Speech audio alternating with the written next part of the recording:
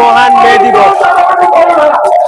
1886 সালে এই দিনে শিকাগো শহরে শ্রমের দাবিতে আন্দোলন করে অনেক শ্রমিক নিহত হয়েছেন। এই দিনটি স্মরণে রাখার জন্য প্রতি বছরের ন্যায় এবছরও শ্রমিক দিবস পালন করছে যথাযথ মর্যাদায়। চট্টগ্রামের বিএনপির নসিমন ভবনের সামনে শ্রমিক সমাবেশ চলছে। আমি একটু দেখানোর চেষ্টা করছি আসলে শ্রমিক সমাবেশ থেকে এখানে বিএনপি দলীয় কার্যালয়ের সামনে যে শ্রমিক সমাবেশ চলছে, এই শ্রমিক সমাবেশের আয়োজন করেছেন বাংলাদেশ জাতীয়তাবাদী দল শ্রমিক দলের বিভাগীয় কমিটি। শ্রমিক সমাবেশে উপস্থিত রয়েছে বিএনপি নেতৃবৃন্দরা রয়েছেন, এখানে রয়েছেন মহানগর বিএনপির সদস্য সচিব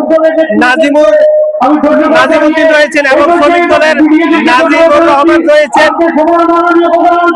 বিভাগীয় শ্রমিক দলের নেতা এবং সংসদ সদস্য আবু সুফিয়ান এবং বেশ কিছু নেতৃবৃন্দ রয়েছেন, যে বিএনপি তথা শ্রমিক দলের নেতৃবৃন্দ রয়েছেন। এখন বক্তব্য রাখবেন আমরা দেখতে পাচ্ছি আসলে যে পার্বত্য জেলার উপমন্ত্রী মীর হেলাল উদ্দিন বক্তব্য রাখবেন, তেমনটি আমরা দেখতে পাচ্ছি।